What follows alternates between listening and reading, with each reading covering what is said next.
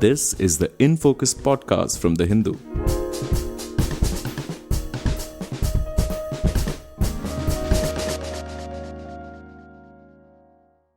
Welcome to the Hindus in Focus podcast. I'm Zubeda Hamid, your host for today. The Indian government recently brought in an amendment to the Wildlife Protection Act with regard to captive elephants. This amendment, the rules for which came in last month, regulates the transfer or transport of captive elephants and has sparked an outcry from animal rights activists. Elephants are, according to the Wildlife Protection Act, a Schedule 1 species offered the highest protection under the law. Captive elephants, however, because of their historical role in India, where they have been used in timber logging, they have been part of royal estates, and are still used in temples for religious festivals, come under a special category. But there were still strict rules governing their transfer. Now, however, with this new amendment, the transfer of elephants is allowed for religious or any other purposes. Activists say that this is a vague definition and can revive the illegal commercial trade and trafficking of elephants, something that the country has been trying to curb for decades. Concerns have also been raised about Vantara, Anant Ambani's rehabilitation center in Jamnagar, Gujarat, which has come under criticism for its housing of a large number of elephants. Why was this amendment brought in? What does this mean for the 2,600 or so captive elephants across the country? Are wild elephants continuing to be captured and illegally sold? And what is the way forward when it comes to the rehabilitation of captive elephants in India?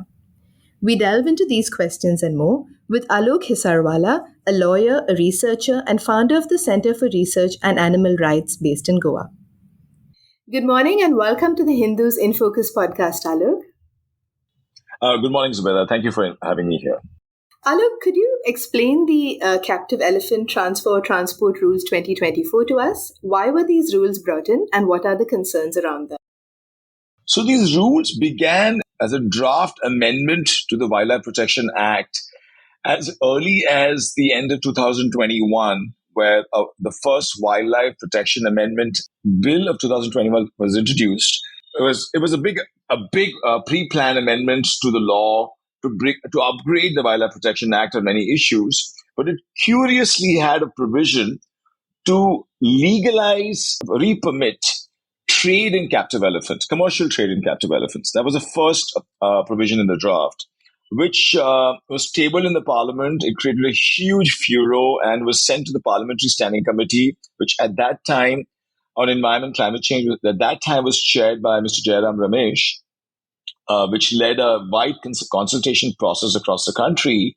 And based on those recommendations, a slightly watered down provision was then inserted, which became part of the Wildlife Protection Amendment of 2022, which basically says that elephants can be transferred from one private owner to another as long as the transfer is not commercial.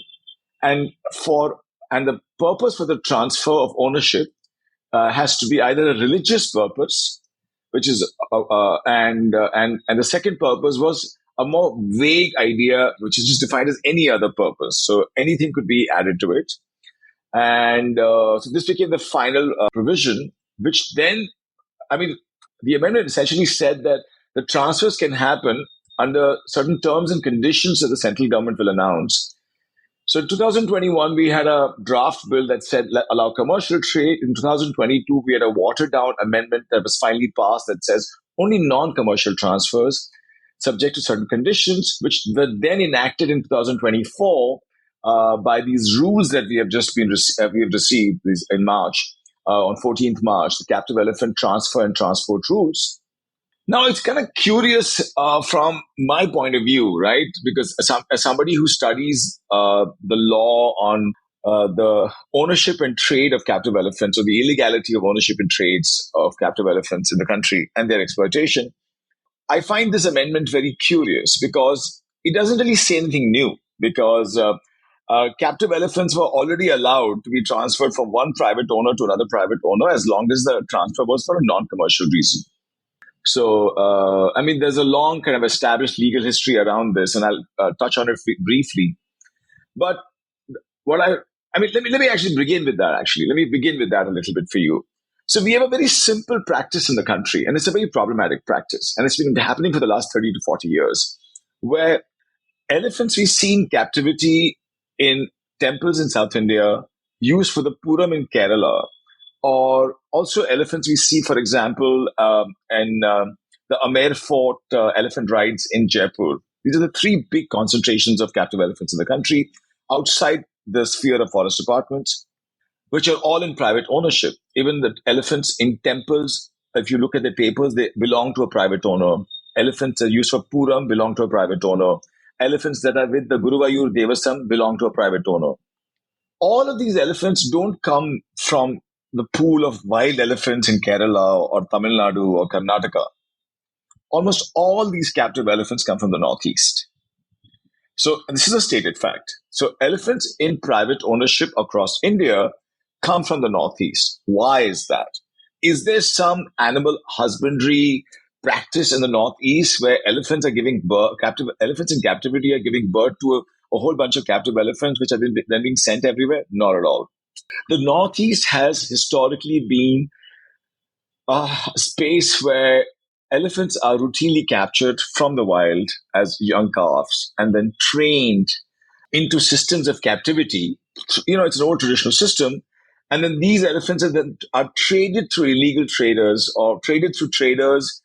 It was actually done very openly up until 20 years ago at the Sonpur Mela in Bihar, which happens every year, end of November, and which is the biggest cattle fair in the country. And there was an entire Hathi station where 30, 40, 50 elephants would be brought in for sale.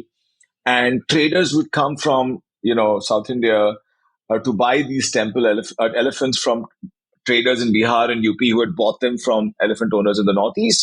And then the elephants would be taken to temples in Kerala. So this is a practice which has continued, as late as the early 2000s. But this practice was shut down. It was closed because in 2002, the Wildlife Protection Act was amended to make commercial trade in captive elephants illegal. So it banned it. So what basically happens after 2002 is that all elephant transfers continued, but they became non-commercial. So basically, to give you an example, everybody will started giving their elephants to the other owner by writing a gift deed. That's a standard kind of a format. So you would write a gift deed and say, I can't take care of the elephant anymore. I met this guy who wants to take care of the elephant. So I'm gifting the elephant to this person and I'm transferring the ownership of the elephant to this person. And that was accepted.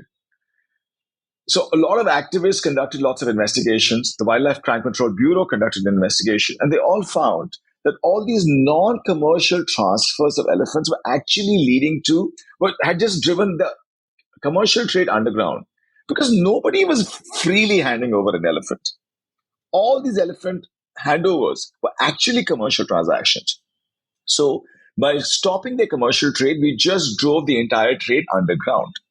And a range of cases were filed in the Supreme Court and High Court, lots of pressure and activism by activists with the forest departments. And slowly in the last 6 to 8 years, we saw almost no transfer of elephants to private owners, to temples, to the Elephant Owners Association in Kerala. As a consequence of this, at least from 2017-18, the number of captive elephants, for example, in temples in Tamil Nadu, in Kerala, have started to come down heavily. Because of which, there was a massive demand from elephant owners, temple trusts, and especially the Puram festival committees to re-allow transfers of elephants. Because, you see, the law hadn't been changed, but because there were so many orders of the Supreme Court and the Forest Department officers were routinely being called in cases by in high courts or the Supreme Court, they just decided we don't want to permit any transfers anymore. It was a kind of an unspoken agreement. So what this 2022 amendment does in a convoluted manner, it basically restates the law by doing that tells the entire machinery of the forest department that we are re-permitting, we are allowing the entire system of elephant transfers again. So now elephants may be transferred once again from the Northeast, which is basically where the elephants really move out from, to people where people want elephants. So it would go to Jaipur, Kerala, and Tamil Nadu. But more than that, it says that elephants can be transferred for any other purpose. Now, what does any other purpose mean? So, from the 90s onwards, late 90s onwards, we have led a 20-year incredible activism in our country.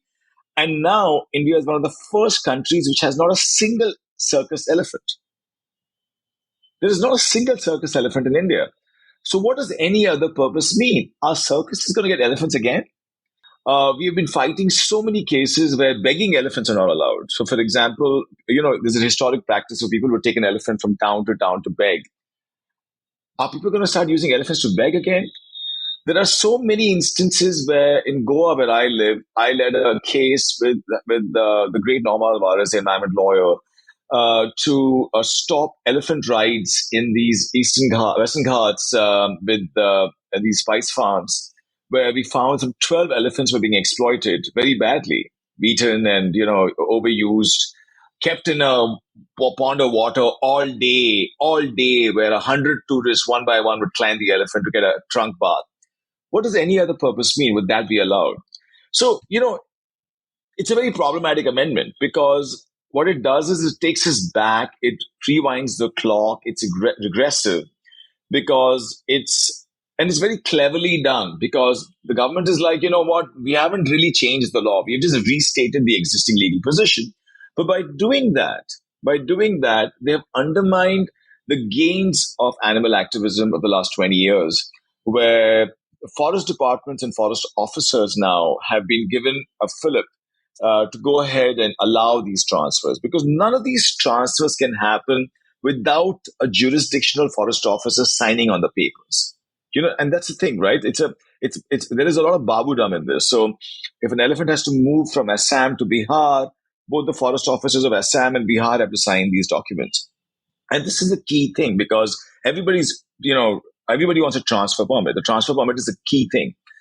And what we had successfully stopped was the issuing of these transfer permits because we said there's far too much illegality. So therefore, these transfer permits should not be allowed. And now this amendment says transfer permits can be allowed. That was a very clear picture, Alok. Thank you. And it, as you say, we're going backwards in terms of going back to an era where these illegal transfers can happen.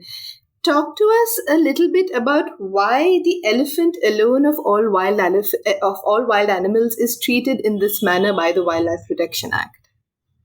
Very interesting question, and thank you for asking that question. I call it the captive elephant exception in Indian wildlife law because we protect the elephant with the highest protection Indian law can offer.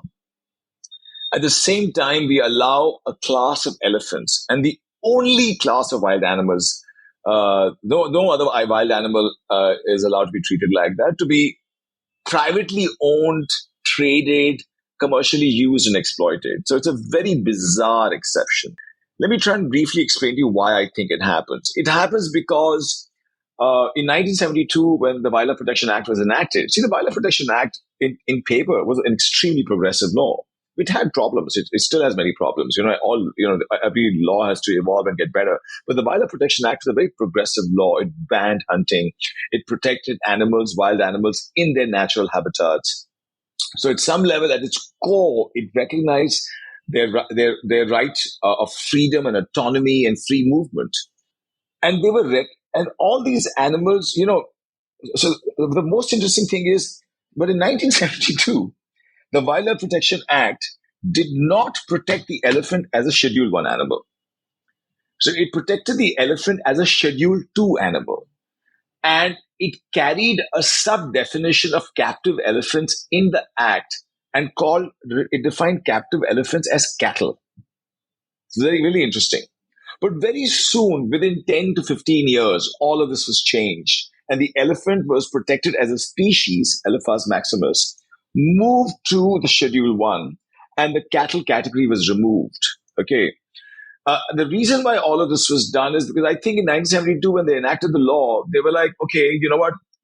We want to protect all elephants as free animals, but so many elephants are already in captivity in India under private ownership because it's an old historic practice. So let's find a way to continue and regulate this, but also prevent new elephants coming into captivity. So that is a gentle kind of a push of the law. The law has gently been trying to say, let's discourage new elephants coming into captivity. Because ecologists and wildlife conservationists and wildlife scholars and scientists have been arguing for a very long time that elephants just don't do well in captivity. A simple point. Because elephants are inherently wild animals. They've never been domesticated. Even in captivity, they're wild animals. Just because they're in captivity and they learn, even if they form a bond with you or they listen to the commands of the mahout through whatever system of either violent or love-based training, I don't know. I think most of the training is violent. It does not take away the fact the elephant is a wild animal. It's not a domestic animal. It's very, very important to understand that distinction. So the law has struggled with this binary, this duality, because the law wants to, at one level, protect the elephant as a Schedule 1 animal, as a species.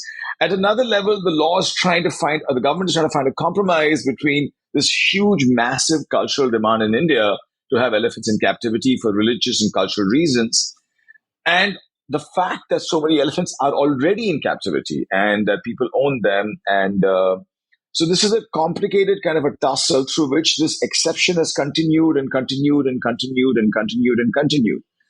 The worrying trend, Zubeda, is that in the last, from 1972 to 2002, over 50 years, the law was amended gradually to discourage captive ownership, captive trade. Okay.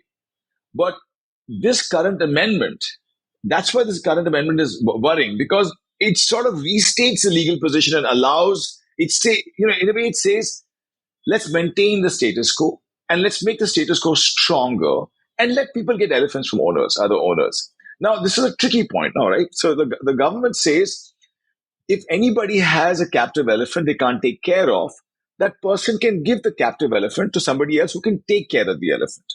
Okay. Now, you may ask me, why am I worried about that? Isn't that a good thing, right? If somebody can generally not take care of the elephant, let the elephant go to somebody who can take care of the elephant.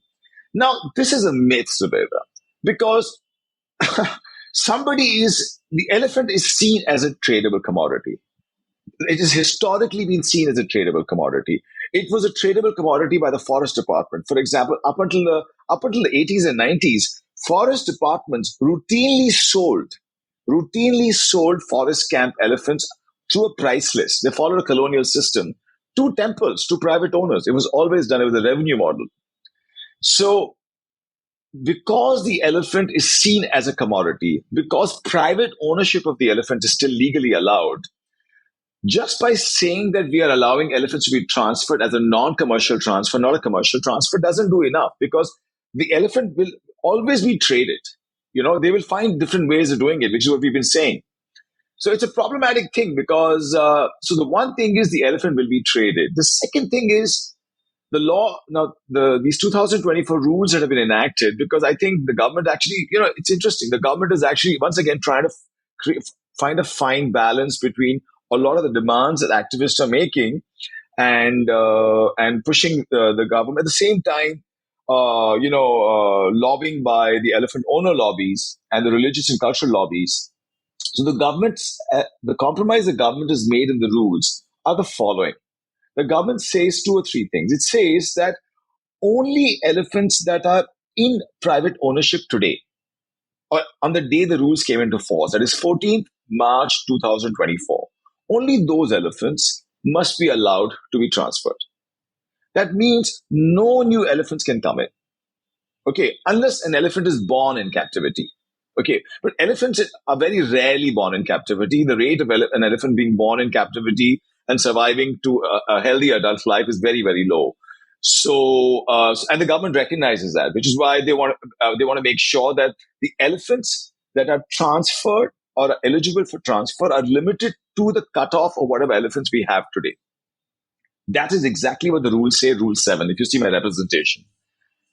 But there's a problem here, Zubaida. We don't have a list of how many elephants are in private captivity. We have no idea. It is a completely dark gray area.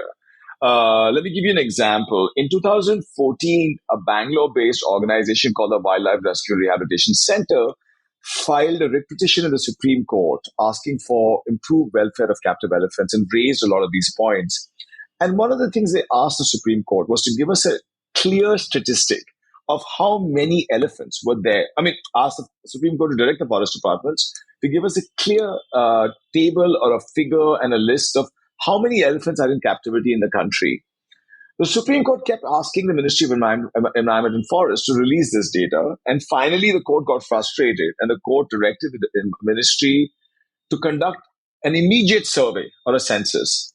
So within 3 months, a detailed census was done, and the ministry filed an affidavit, and we were told there are 2,675 elephants in captivity in the country, out of which 1,800 are with private owners. Okay, and state-wise data was given. This was in December 2018, Jan 2019. The most problematic state where illegality of elephant capture and ownership begins is Arunachal Pradesh. The Forest Department of Arunachal refused to cooperate with the Ministry of Environment and Forest. So much so that the MOEF, in its affidavit to the Supreme Court, expresses its frustration. It says that we were delayed in submitting this data because Arunachal just did not give us a response. So finally, after lots of pushing, the state of Arunachal gives the MOEF only a figure. It says we have 108 elephants. No list, no names, no microchips, no information on who the owners are. Okay.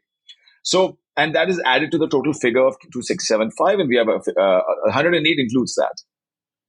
In the last 2 years, from 50 elephants from Arunachal have been transferred to Jamnagar. And this has been recorded by many activists, particularly by a journalist in Arunachal Pradesh, the editor of Arunachal Times, Tongam Reena, has written a story saying around 50 elephants have gone in the last 3 years from Arunachal Pradesh to Jamnagar to the Vantara Center as rescues. And recently, in a case that's happening in the Assam High Court, Arunachal Pradesh has filed a fresh affidavit after a lot of pressure. And they have given us a fresh list of how many elephants they have. So they had 108 in 2019, 50 they gave away in the last 3 years to Jamnagar. They should have 60, 70 elephants, correct? They have given us a list saying they have 140 elephants today. Does this mean that they're continuing to capture elephants from the wild and then show them as captive? Absolutely.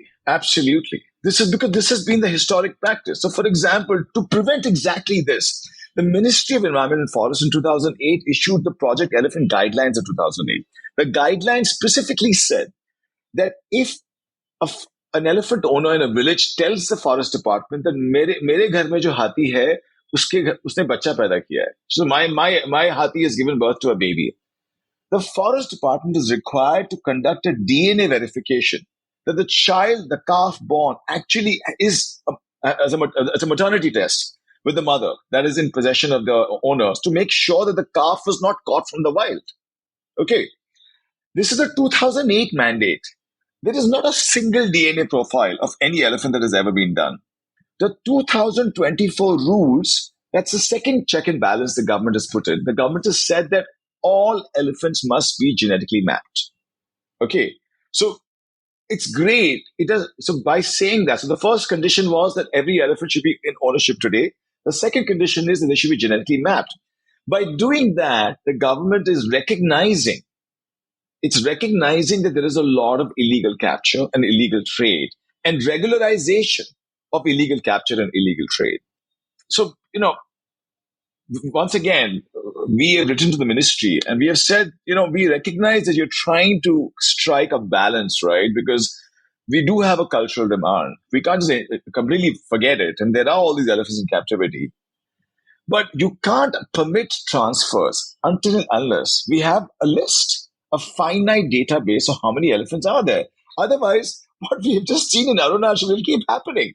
This elephant will keep appearing from places. And frankly, as Indians, we have mastered the art of fudging legal documentation. So, I won't be surprised that somebody will very creatively come up with a system of fudging DNA testing also. Tell us about this genetic profile a little bit more. You said it was brought in as a safeguard measure to ensure that wild elephants are not captured and then shown as born in captivity. What is happening with this database that is to be created at the Wildlife Institute of India? Has it progressed at all? So it is being conducted by a scientist, I think Sudipta Mandal at the Wildlife Institute of India. We are very happy that it's happening. It's much needed. It's been a long-standing demand of the wildlife community in the country. And I've been told, I've just been tracking a lot of information from everywhere. And I've been told that it's very interesting because apparently one of the first states they've done for genetic mapping is Arunachal and Assam, and most of Assam, Arunachal, and also they're doing Kerala. I think it is a three-step process. The first step is collection of the sample. The second step is creating the genetic profile, which is done in a lab at WII. And then the third step is in creating a consolidated database. So what we are saying is, don't release part data. You see, Zubaida, because if you want to control trade, or if you want to control the potential of illegality in a regulated trade, you must first have a finite list of how many elephants are going to be transferred.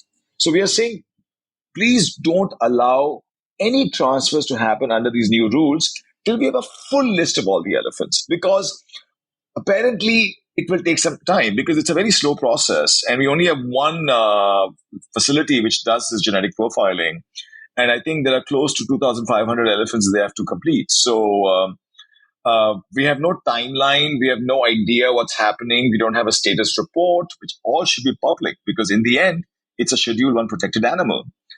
And our biggest demand is that there should be a publicly published database on the MOEF website. Everyone should be able to see how many elephants in private ownership are in the country today, who do they belong to, and what is the genetic profile. And if they are transferred from one owner to another, that should be updated all the time. So we should know this. We should be able to track it. Let's go back a little, Alok, to what we were speaking about earlier when you said that one of the criteria of these rules is that elephants can only be transferred if the owner feels that they are not able to adequately care for them, and they're going to transfer it to an owner who can care for them.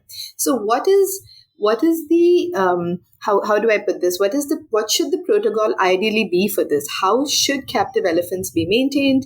Do the forest camps, for instance, that Tamil Nadu, Karnataka, and Assam run, are they good environments for captive elephants? And let's go back a little bit to what you also said about elephants being transferred from the northeast to Jamnagar. Is that an ideal facility, or it's been in the midst of controversy recently? Is it not an ideal facility?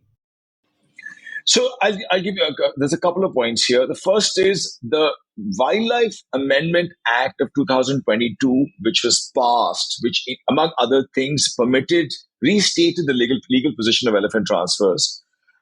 Also, for the first time, has a provision for surrender of an elephant. Okay. So, for example, the law says that if a private owner cannot take care of the elephant, I can surrender the elephant back to the forest department and the ownership certificate can be cancelled. So my first question is, if people are transferring elephants because they can't take care of the elephant, why not just surrender the elephant to the forest department? You see, why not just surrender the elephant to the forest department? Why must you give the elephant to a private owner, another private owner? So the first problematic issue here is the relationship the law has created and continued through colonial times of captive elephants and private, the possibility of private ownership of captive elephants. The fact that people see an elephant as private property, they're not willing to surrender them. So they would much rather make some money out of it and trade the elephant. And the fact that this option has been created, most people will not surrender the elephant. That's my first issue. My first issue is that, ideally as an activist, every captive elephant should be surrendered to a rescue facility. Okay. And these rescue facilities can be of many kinds. And we need all of them. We desperately need all of them. Okay. Because captivity is not suited for elephants. Elephants suffer in captivity.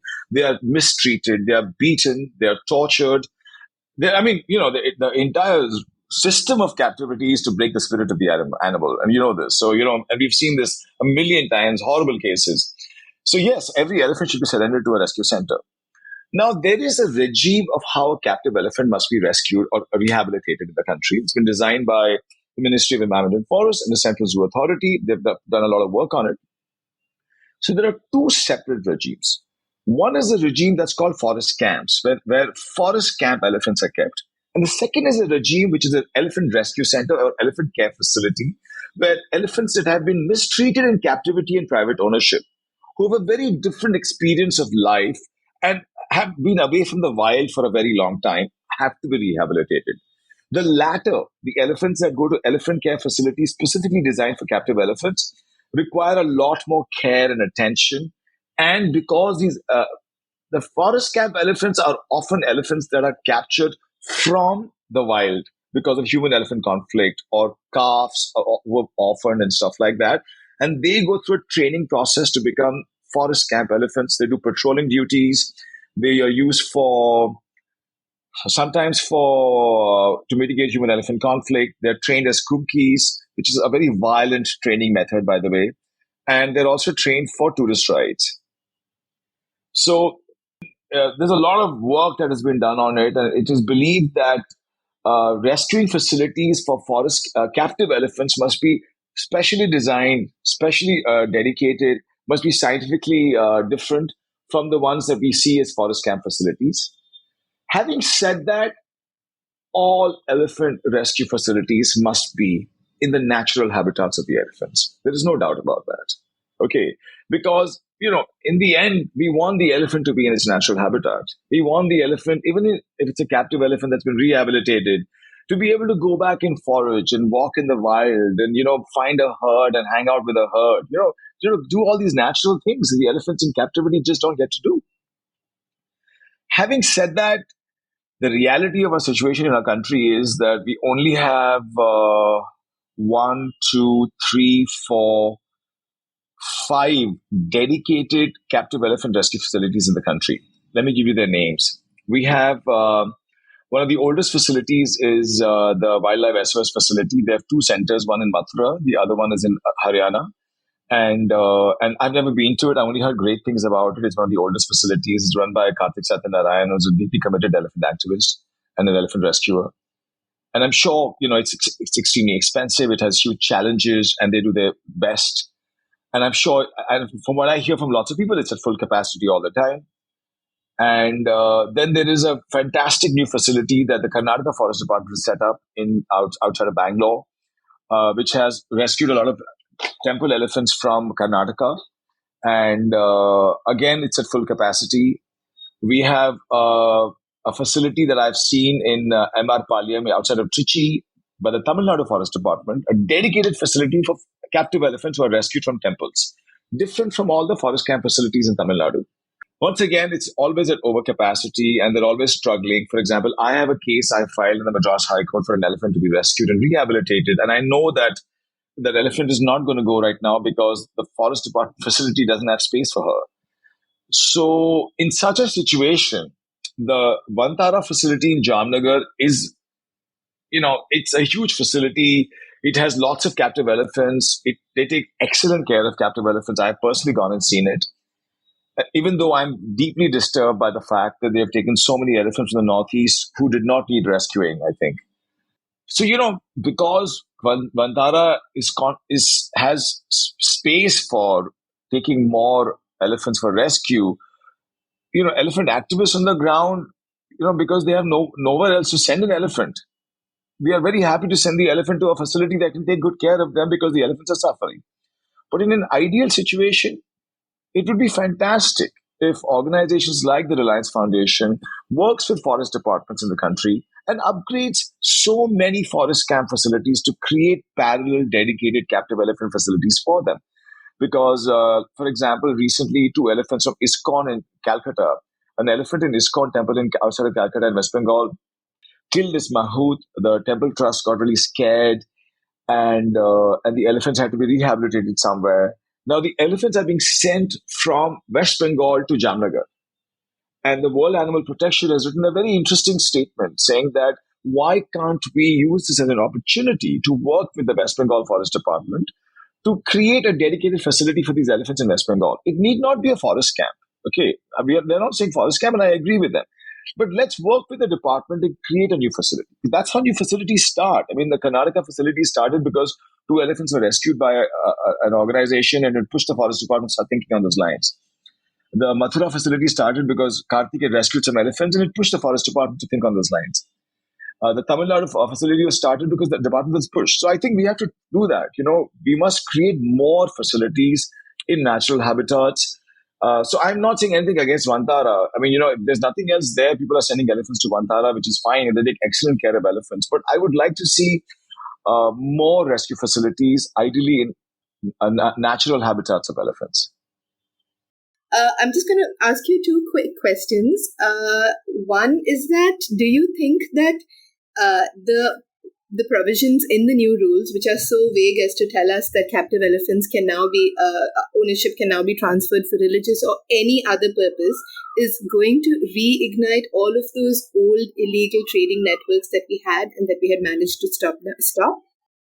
So, for example, I'll tell you, it was very curious. In 2011, a Wildlife Crime Control Bureau officer from their office in Calcutta called Chaturbuja Bhera went on a department mission to do an investigation of illegal trade of elephants. So he goes and parks himself in the district of Namsai and Pasighat in Arunachal, where notoriously a lot of elephants are captured and used for timber logging.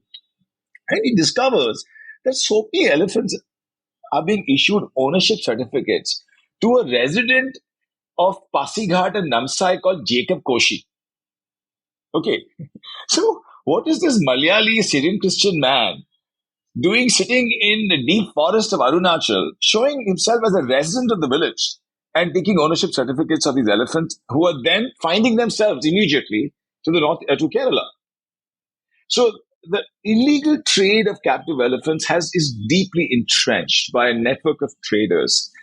And because the demand for the elephants is so high, we have seen so many reports from Kerala, from the Puram committees. I have documented, Zubaida, 160 elephant deaths of Puram elephants used for Puram. 160 elephant deaths from 2018 till today. We have a name-by-name list, date when the elephant died, with evidence. Most of these elephants have died at a young age of 40 and 50, 30, because of torture. And which also just means that the number of pool of elephants used for the Puram has come down heavily. So there's a massive demand. There's a figure that's been floating around that the Elephant Owner Association is raising money, and they're saying it openly saying, we have raised money to buy 100 elephants from the Northeast, just with these new rules. They're not even pretending that these elephants are coming for free or through a gift or non-commercial. They're openly saying it. So I have no doubt that this delicate balance that the ministry tried to strike between meeting a cultural demand and not going beyond the remit of the Wildlife Protection Act, and thinking that because if you protect the elephants by creating all these data, by these restrictions of GNA testing, and make sure there are no commercial transfers, things will not be so bad. Not at all. They will game the system. They are masters at it. The elephant traders will game the system. So, Alok, we spent a lot of time talking about how these amendments could, are now allowing the trade of captive elephants again.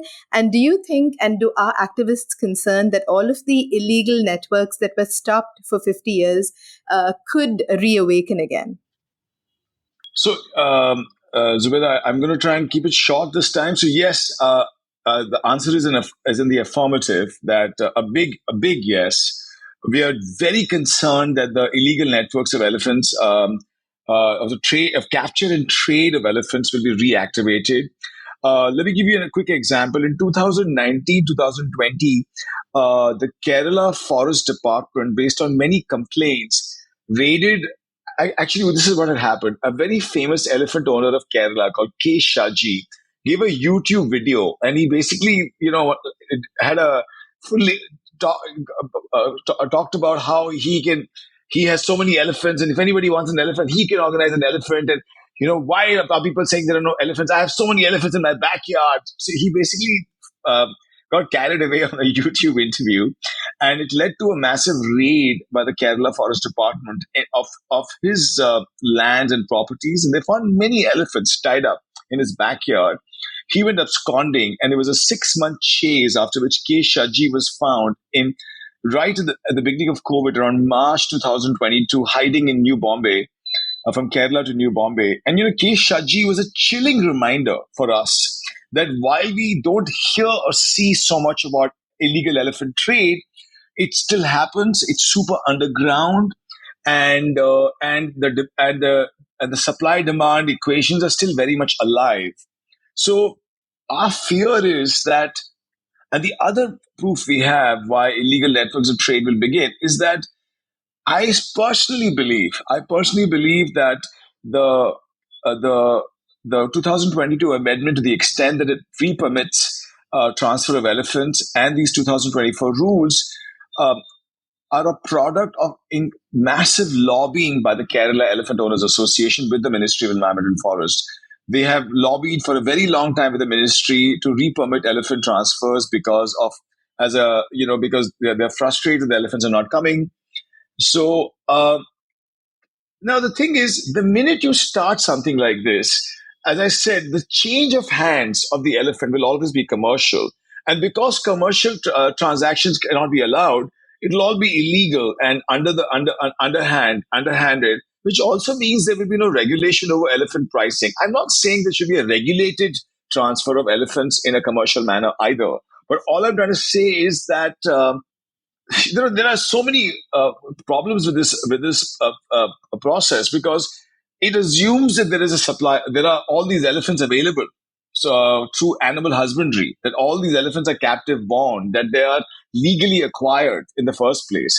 Because the demand for the elephants is so high, because people are willing to pay so much money for the elephants, because in Kerala for the Puram, the elephant owners rent an elephant like Chechikotuku Ramachandran is rented for 6 lakhs a day. So it's a lot of money to be made. It's a multi-million dollar industry. Fool you not. And yes, people will pay a lot of money for the elephants. People will want a lot of elephants. People will want a particular kind of elephant. It's very important. They don't want not just any elephant. They want elephants that look regal, are tall, have perfect tusks. So that kind of an elephant will be looked for in the wild. They will look for an elephant that will meet these characteristics and capture it. So yes, all of these illegal systems will come back to life. Let me give you another example. In Feb last year, I went to Assam with a journalist for an investigation, and I interviewed an elephant catcher and tamer deep in the Moran village. It was for the Moran tribe. And I asked him a question. I said, "Are you hearing of more and more people asking you for new elephants?"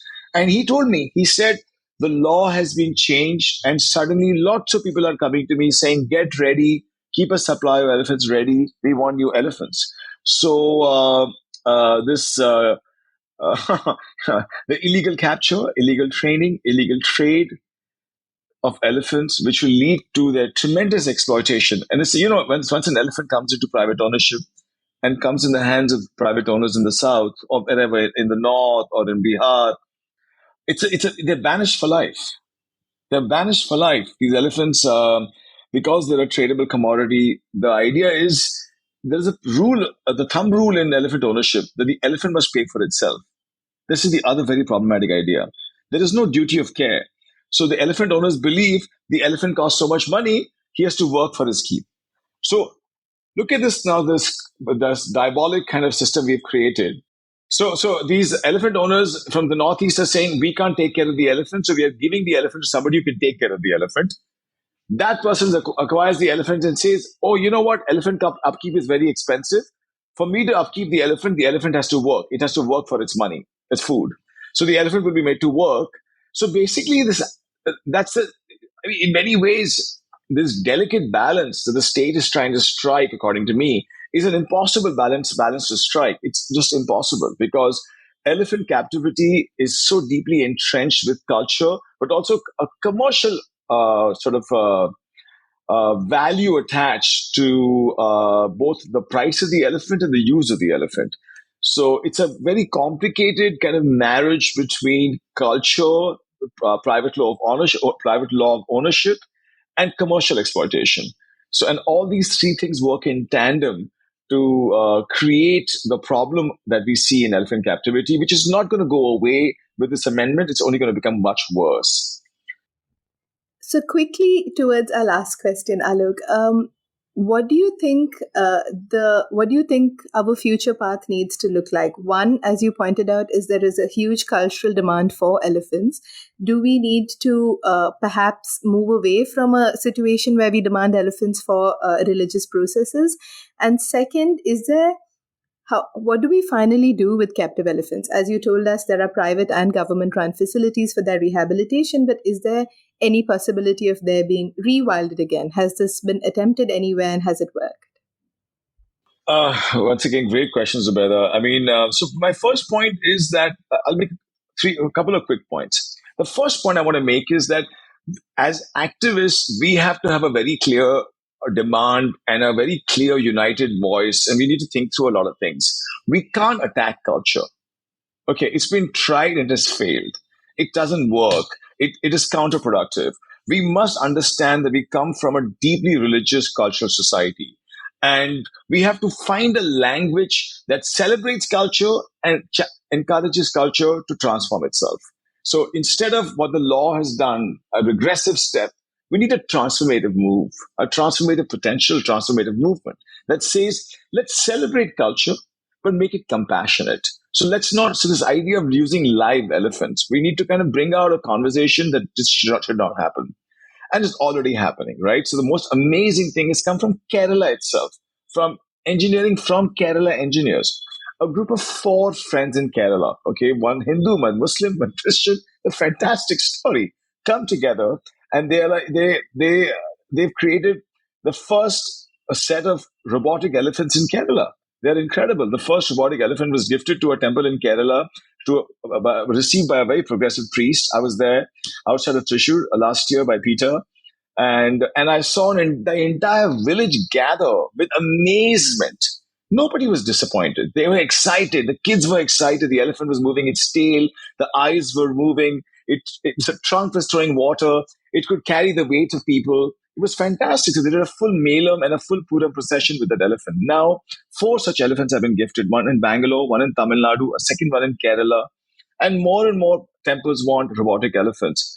There is a huge active media campaign against robotic elephants by the Kerala Elephant Owners Association. And it's really unfortunate. I would like to see a situation which the state can do. The state should play that role. The state should create a committee. Put the elephant owners, activists, temples, festival committees, wildlife experts, veterinarians together. Sit together and find a solution. But with a goal to eventual phasing out of using of live elephants. Okay. Mainly because, if nothing else, humans die.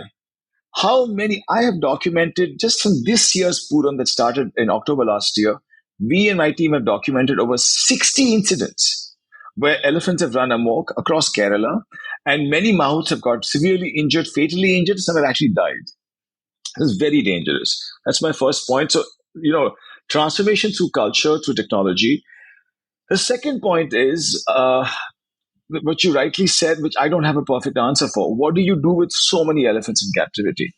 I mean, even if you add up Vantara, we have another 2,000 elephants that need to be rescued. Where are they going to go? So we already have this problem. We already are sitting on this problem where we don't know what to do with these 2,000 elephants. Let me give you an example. The Kerala Elephant Owners Rules, the 2012 Kerala Captive Elephant Care and Maintenance Rules mandate 65 as an age of retirement for the elephant. The TN rules, the Tamil Nadu Captive Elephant Care and Management Rules mandate age 60 as retirement for the elephant. So many elephants remain in private ownership or in temples, are used, are exploited, are made to work way beyond this age. Often because we just have no place to retire them to. Okay. So, I mean, rewilding is a great noble concept that, we are very far away from, and very few cases of real captive elephants rewilding has happened because it requires commitment and work and time and space. But just rescuing them and putting them into proper dedicated rehabilitation facilities is despite Vantara having a massive rescue facility, is still a very uphill challenge because of A, culture, B, private ownership, C, just non-availability of facilities and spaces. So we have a long way to go. And I'm really sad to see that the state has enacted this new rule, but not done other things. Like it's not thinking about where should elephants be rescued to, not created more money for elephant rescue facilities, not created a program. Invite activists working on the field, and let's design a program, a government program that works with different communities and talks about the need to move away from using live elephants and, for various reasons, the danger it poses, the cruelty it commits to the elephant, and all of these issues. So yeah, I mean, there's a lot that we are not doing, and by just doing this one thing, by allowing transfers and ignoring the other, it shows that the state it's not doing its job fully, and that's for me is the more worrying part, because in 2024 we should be having a conversation about moving away from using captive elephants and not encouraging and perpetuating the use of captive elephants. Thank you so much for speaking to us today, Alok. Thank you, Zubaida. In Focus will be back soon with analysis of the biggest news issues. In the meantime, you can find our podcast on Spotify, Apple Podcasts, Stitcher, and other platforms. Just search for In Focus by The Hindu. We'll see you soon.